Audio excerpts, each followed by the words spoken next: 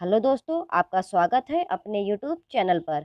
आज हम 1 जनवरी को हुए सी-टेट 2021 पेपर 1 के फुल 30 क्वेश्चंस सीडीपी के करेंगे।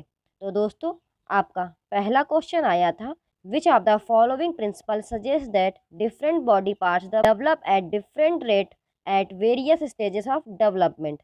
निम्नलिखित में से कौन सा सिद्धांत बताता है कि शरीर के विभिन्न अंग अलग अलग दरों पर विकसित होते हैं? तो आपका फर्स्ट का ऑप्शन फोर्थ सही हो जाएगा। विकास की दिशा समीपस्थ और सेफेलोकॉडल। आपका सेकंड क्वेश्चन आया था, निम्नलिखित में से कौन सा कथन सही है? तो आपका दूसरे का पहला ऑप्शन करेक्ट हो जाएगा। बच्चों का विकास सामाजिक सांस्कृतिक संदर्भ में होता है। दोस्तों, अगर आपको ये वीडियोस अच्छे लगते हैं तो चैनल को सब्सक्राइब ज़रूर कीजिएगा, वीडियो को लाइक भी कर दीजिएगा। और अगर आप ऐसी वीडियोस देखना चाहते हैं तो आप इस यूट्यूब चैनल को विज़िट करें। इस यूट्यूब चैनल पर 2021-22 में हुए सी-टेट पेपर 1 और पेपर 2 के मैक्सिमम शिफ्टों के सॉल्यूशंस ऑलरेडी प्रोवाइड कर दिए गए हैं। आप इस यूट्यूब चैनल को विज़िट करें और सभी शिफ्टों के सॉल्यूशंस देख लीजिए। आपका थर्ड क्वेश्चन आया था, आनुवंशिक स्वभाव के पूर्व निर्धारित प्रकटन की प्रक्रिया कहलाती है? तो आपका थर्ड का ऑप्शन फोर्थ करेक्ट हो जाएगा, परिपक्वता। आपका फोर्थ क्वेश्चन आया था, डैश एक प्राथमिक है और डैश सामाजिककरण का द्वितीयक एजेंट है? तो आपका फोर्थ का ऑप्शन पहला सही हो जाएगा, परिवार, स्कूल। आपका फिफ्थ क्वेश्चन आया था, लॉरेंस कोलवर्ग के अनुसार 7 से 8 वर्ष के बच्चों के नैतिक मूल्यों का प्राथमिक आधार क्या है? तो आपका फिफ्थ का ऑप्शन तीसरा सही हो जाएगा, सजा और आज्ञाकारिता, पनिशमेंट एंड ओबीडियंस। आपका सिक्स्थ क्वेश्चन आया था, जीन पियाजे के सिद्धांत में क्रमांकन का तात्पर्य है? तो आपका सिक्स्थ का ऑप्शन पहला सही हो जाएगा, वस्तुओं को एक आयाम के आधार पर क्रमबद्ध करने की क्षमता, उदाहरण के लिए लंबाई। Seriation in Jean Piaget theory refers to the ability to order objects based on one dimension, for example length. आपका सेवेंथ क्वेश्चन आया था, Naseema a 5-year-old is certain that rolling out a ball of clay into a snake create more clay. According to Jean Piaget, what is the reasoning behind her thinking? 5 साल की नसीमा निश्चित है कि मिट्टी के एक गोले को सांप में बदलने से अधिक मिट्टी बनती है। जीन पियाजे के अनुसार उनकी सोच के पीछे क्या कारण है? तो आपका सेवेंथ का ऑप्शन दूसरा सही हो जाएगा, केंद्र, सेंट्रेशन। आपका एट्थ क्वेश्चन आया था, लेव विगोत्स्की ने किसके सिद्धांत के साथ साथ संज्ञानात्मक विकास का एक सिद्धांत प्रस्तुत किया है? तो आपका एट्थ का ऑप्शन पहला सही हो जाएगा, सामाजिक रचनावाद। आपका नाइन्थ क्वेश्चन आया था, लेव विगोत्स्की द्वारा बच्चे के बोलने के कार्य का वर्णन करने के लिए निम्नलिखित में से कौन सा शब्द इस्तेमाल किया जाता है? तो आपका नाइन्थ का ऑप्शन पहला सही हो जाएगा, निजी भाषण, प्राइवेट स्पीच। आपका टेंथ क्वेश्चन आया था, which of the following कैरेक्टराइजेस a progressive classroom? निम्नलिखित में से कौन एक प्रगतिशील कक्षा की विशेषता है? आपका टेंथ का ऑप्शन तीसरा सही हो जाएगा, सहयोगात्मक शिक्षा, कोलैबोरेटिव लर्निंग। आपका 11th क्वेश्चन आया था, a child has the ability to understand the intentions and desires of others. The child has, एक बच्चे में दूसरे के इरादे और इच्छाओं को समझने की क्षमता होती है, बच्चे के पास है। आपका 11th का ऑप्शन दूसरा सही हो जाएगा, अंतर्वैयक्तिक, इंटरपर्सनल इंटेलिजेंस। आपका 12th क्वेश्चन आया था, राष्ट्रीय शिक्षा नीति 2020 में निम्नलिखित में से कौन सा कथन प्रस्तावित है? आपका 12th का ऑप्शन तीसरा सही हो जाएगा, युवा छात्रों के लिए बहुभाषावाद के महान संज्ञानात्मक लाभ। मल्टीलिंग्विज्म has great cognitive benefits for young students. आपका 13th क्वेश्चन आया था, जेंडर रोल्स आर, लिंग भूमिकाएं हैं? तो आपका 13th का ऑप्शन पहला सही हो जाएगा, लर्न बिहेवियर, सीखा व्यवहार। दोस्तों, इसकी हिंदी गूगल ट्रांसलेटेड होती है तो हिंदी काफ़ी टफ आती है, तो एक बारी आप इंग्लिश में ज़रूर ध्यान दें, इसीलिए मैं इंग्लिश टाइप करके देती हूँ, जिससे कि एक बारी आप इंग्लिश को पढ़ें और उसको एक बारी ज़रूर देखें। आपका 14th क्वेश्चन आया था, the primary goal of continuous and comprehensive evaluation is सतत और व्यापक मूल्यांकन का प्राथमिक लक्ष्य है। तो आपका 14th का ऑप्शन दूसरा करेक्ट हो जाएगा। बच्चों की समझ का आकलन करना और छात्रों के लिए पाठ्यक्रम और शिक्षा शास्त्र को संशोधित करना। आपका 15th क्वेश्चन आया था, before deciding an assessment method for her class what also the teacher keep in mind. अपनी कक्षा के लिए आकलन का तरीका तय करने से पहले शिक्षक को किन बातों का ध्यान रखना चाहिए। तो आपका 15th का ऑप्शन पहला करेक्ट हो जाएगा। First, second and third. मेरे बगल में परिणामों का उपयोग कौन करेगा। अलग अलग छात्रों के सीखने की व्यवस्था का पता लगाने का सबसे अच्छा तरीका क्या है। मेरी शिक्षा शास्त्र पर चिंतन करने के लिए कौन सी विधि मेरी मदद करेगी। आपका 16th क्वेश्चन आया था, इंक्लूसिव एडुकेशन इम्प्लाइज दैट। समावेशी शिक्षा का तात्पर्य है। तो आपका 16th का ऑप्शन फोर्थ करेक्ट हो जाएगा। सभी बच्चों को उनकी क्षमताओं के बावजूद गुणवत्तापूर्ण शिक्षा प्रदान की जानी चाहिए। आपका 17th क्वेश्चन अभिकथन और कारण वाला आया था। अभिकथन अध्यापन करते समय शिक्षक को शिक्षण के संदर्भ को निरूपित करने के लिए विभिन्न तरीकों का प्रयोग करना चाहिए। कारण शिक्षकों को शिक्षार्थी की विविध आवश्यकताओं के अनुरूप अपनी शिक्षा शास्त्र को अनुकूलित करने की आवश्यकता होती है। तो आपका 17th का ऑप्शन पहला सही हो जाएगा। ए और आर दोनों सत्य हैं और आर ए की सही व्याख्या है। आपका 18th क्वेश्चन आया था, एक बच्चे को लिखने में नियमित कठिनाई का सामना करना पड़ रहा है। उसे अक्षरों के निर्माण और शब्दों के अंतर में भी एक चुनौती का अनुभव होता है। ये विशेषताएं निम्नलिखित में से किसकी ओर संकेत करती है। तो आपका 18th का ऑप्शन सेकंड सही हो जाएगा, डिस्ग्राफिया। आपका 19th क्वेश्चन आया था, छात्रों के बीच व्यक्तिगत मतभेदों को पूरा करने के लिए एक शिक्षक को चाहिए। तो आपका 19th का ऑप्शन दूसरा सही हो जाएगा। विभिन्न शैक्षणिक उपागमों और मूल्यांकन के साधनों का प्रयोग करें। आपका 20th क्वेश्चन आया था, which of the following is an essential characteristics of creativity. निम्नलिखित में से कौन रचनात्मकता की एक अनिवार्य विशेषता है। तो आपका 20th का ऑप्शन पहला सही हो जाएगा, भिन्न सोच, डाइवर्जेंट थिंकिंग। आपका 21st क्वेश्चन आया था, young children construct knowledge and make meanings through. छोटे बच्चे ज्ञान का निर्माण करते हैं और अर्थ निकालते हैं। तो आपका 21st का ऑप्शन फोर्थ सही हो जाएगा। First, second, third and fourth. सक्रिय अन्वेषण, प्ले, सामग्री और प्रयोग पर सक्रिय साथियों और वयस्कों के साथ बातचीत। Active exploration, play, active on materials and experimenting, interaction with peers and adults. आपका 22nd क्वेश्चन आया था, बच्चों को फ़ोन नंबर याद रखने में मदद करने के लिए एक शिक्षक ने छात्रों को 10 अंकों को विभाजित करने का सुझाव दिया। फ़ोन नंबर की 3 से 4 छोटी इकाइयों में और फिर याद रखें। यह शिक्षक द्वारा सुझाई गई रणनीति कहलाती है। तो आपका 22nd का ऑप्शन पहला सही हो जाएगा, चंकिंग।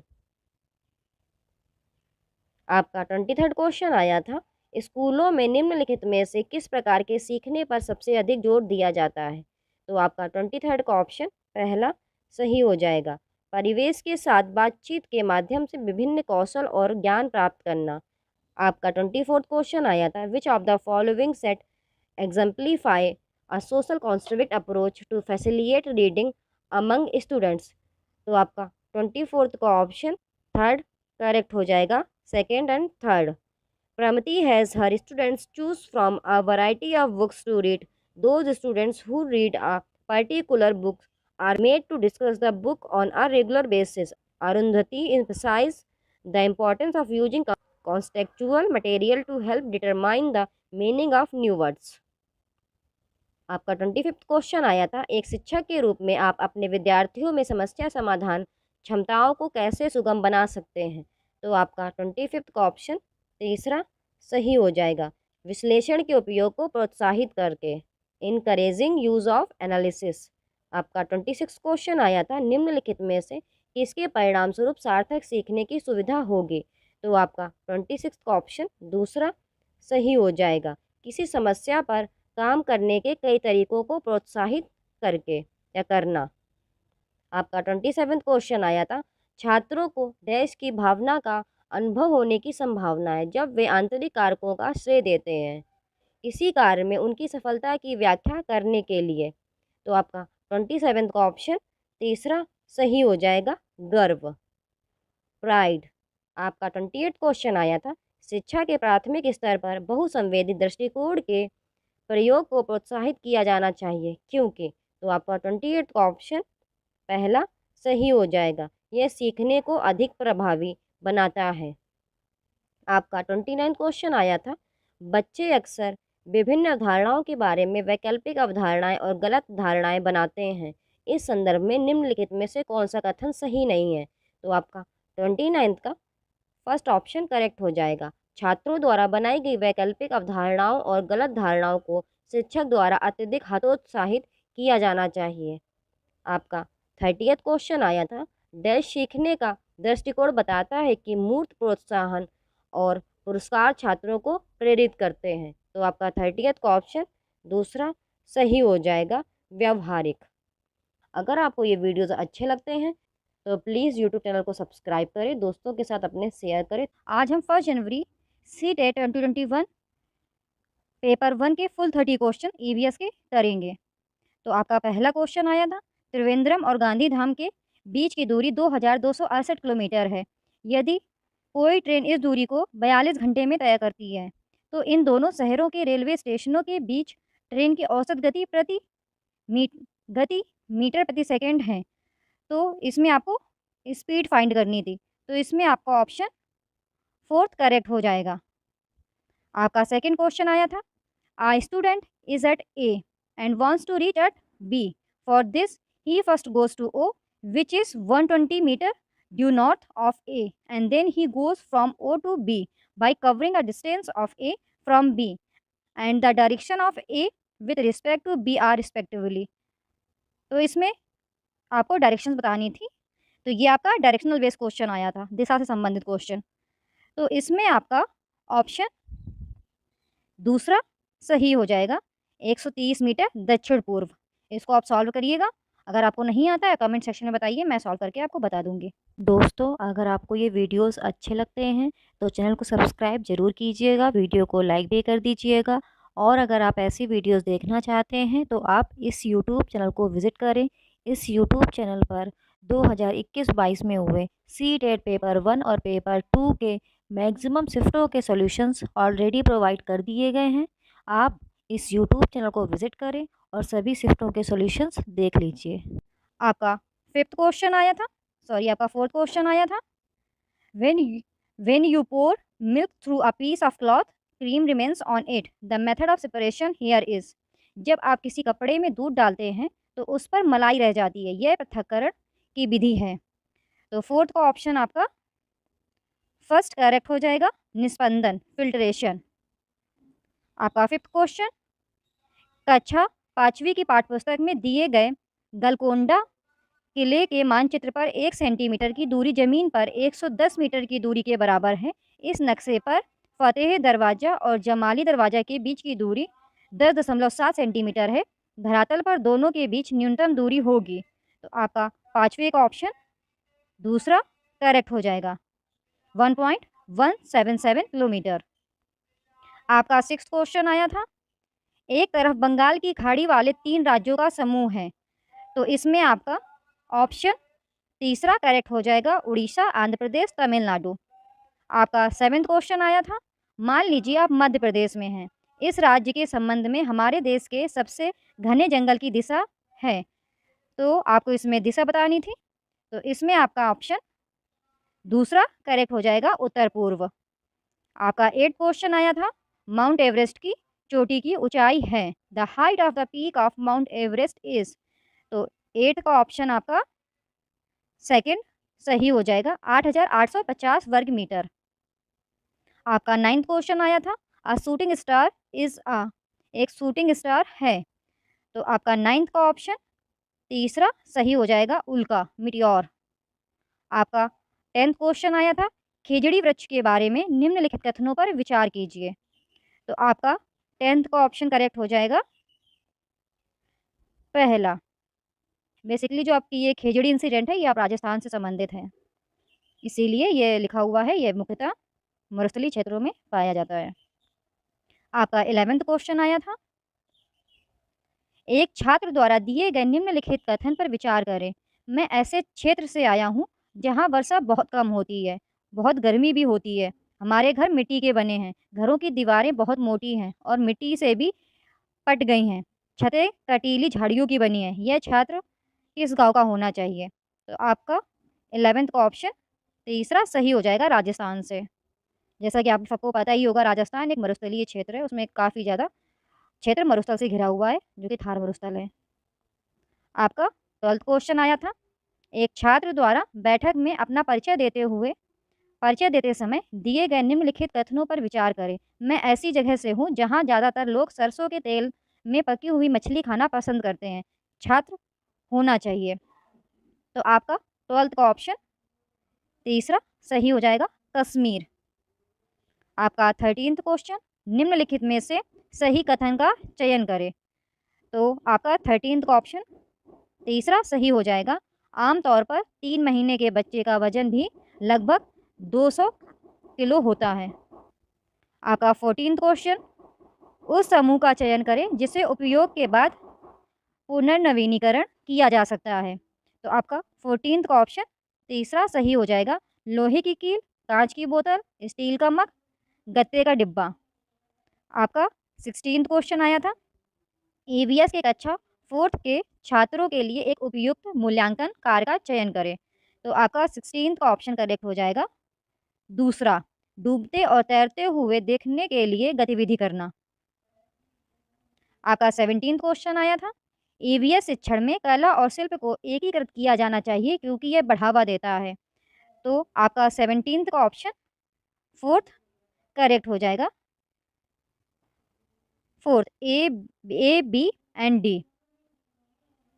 तो रचनात्मक, सहपाठी सीखने को और समावेश, ए बी एंड डी आपका 4th ऑप्शन सही हो जाएगा।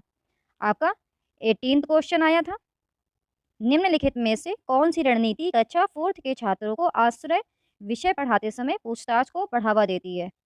तो आपका 18th का ऑप्शन तीसरा सही हो जाएगा, छात्रों को विभिन्न गृह निर्माण स्थलों पर जाने के अपने अनुभव बताने के लिए कहना। आपका 19th क्वेश्चन आया था, ईवीएस प्राथमिक कक्षाएं का एक विषय क्षेत्र है जो एकीकृत करता है। तो आपका 19th का ऑप्शन 4th करेक्ट हो जाएगा, विज्ञान, सामाजिक अध्ययन और पर्यावरण शिक्षा की अवधारणाएं और मुद्दे। आपका 20th क्वेश्चन आया था, निम्नलिखित में से कौन प्राथमिक स्तर पर ईवीएस का उद्देश्य है? तो आपका 20th का ऑप्शन पहला सही हो जाएगा, शिक्षार्थियों को लैंगिक भेदभाव से संबंधित मुद्दों के प्रति संवेदनशील बनाना। आपका 21st क्वेश्चन आया था, एक शिक्षिका अपने विद्यार्थियों से कहती है कि वे अपने परिवार के सदस्यों से सलाह लें कि वे पौधों के विभिन्न भागों जैसे जड़, तना और फूलों के नाम पता करें जिन्हें भोजन के रूप में खाया जाता है। यह गतिविधि करने के लिए डिज़ाइन किया गया है। तो आपका 21st का ऑप्शन पहला सही हो जाएगा, अनुभवात्मक शिक्षा को बढ़ावा देना, प्रमोट एक्सपेरिमेंटल लर्निंग। आपका 22nd क्वेश्चन आया था, दृष्टिबाधित छात्र को ईवीएस पढ़ाने की निम्नलिखित में से कौन सी रणनीति सबसे उपयुक्त है? तो आपका 22nd का 4th ऑप्शन सही हो जाएगा, स्पर्शपूर्ण शिक्षण, अधिगम सामग्री का अधिक उपयोग करें, use more of tactile teaching learning materials. आपका 23rd क्वेश्चन आया था, पाठ योजना का सबसे उपयुक्त चरण जहां छात्रों को ईवीएस पढ़ाते समय मूल्यांकन किया जाना चाहिए। तो 23rd का ऑप्शन आपका 4th सही हो जाएगा, शिक्षण के दौरान सीखना। आपका 24th क्वेश्चन आया था, आपको अपने छात्रों की ईवीएस परियोजनाओं का आकलन करना होगा और उन्हें त्वरित प्रतिक्रिया देनी होगी। आप कौन सा मूल्यांकन उपकर चुनेंगे? तो आपका 24th का ऑप्शन तीसरा सही हो जाएगा, चेकलिस्ट। आपका 26 क्वेश्चन आया था, प्राथमिक कक्षाओं कक्षा 1 से 5वीं में एनईपी 2020 के अनुसार निम्नलिखित में से कौन सा चरण शामिल होगा? तो आपका 26 का ऑप्शन तीसरा सही हो जाएगा, ए और सी, प्रारंभिक चरण, फाउंडेशनल स्टेज। आपका 27th क्वेश्चन आया था, निम्नलिखित में से कौन प्राथमिक स्तर पर प्रक्रिया कौशल नहीं है? तो 27 का ऑप्शन आपका फोर्थ सही हो जाएगा। तथ्यों को याद रखना, रिकॉलिंग फैक्ट्स। आपका 28 क्वेश्चन, विच इज आ सब theme under the theme family and friends? परिवार और मित्र विषय के तहत एक उप विषय कौन सा है? तो 28 का ऑप्शन आपका दूसरा सही हो जाएगा, काम और खेलो, वर्क एंड प्ले। आपका 29 क्वेश्चन, इनमें से कौन सा एक अलग प्रश्न है? ईवीएस की एक शिक्षिका अपने छात्रों से रचनात्मकता को बढ़ावा देने के लिए कहेगी। तो 29 का ऑप्शन आपका दूसरा सही हो जाएगा। दिल्ली जैसे मेट्रो शहरों में वायु प्रदूषण को कम करने के लिए आप क्या कदम उठाएंगे? आपका 30th क्वेश्चन, छात्रों द्वारा ईवीएस सीखने की गतिशील, समग्र और अनुभवात्मक प्रकृति का सर्वोत्तम मूल्यांकन किसके द्वारा किया जाता है? तो आपका 30th का ऑप्शन तीसरा सही हो जाएगा, प्रामाणिक मूल्यांकन रणनीतियाँ, ऑथेंटिक असेसमेंट स्ट्रेटजीज। अगर आपको वीडियो अच्छा लगता है तो इस चैनल को सब्सक्राइब करें, वीडियो को लाइक करें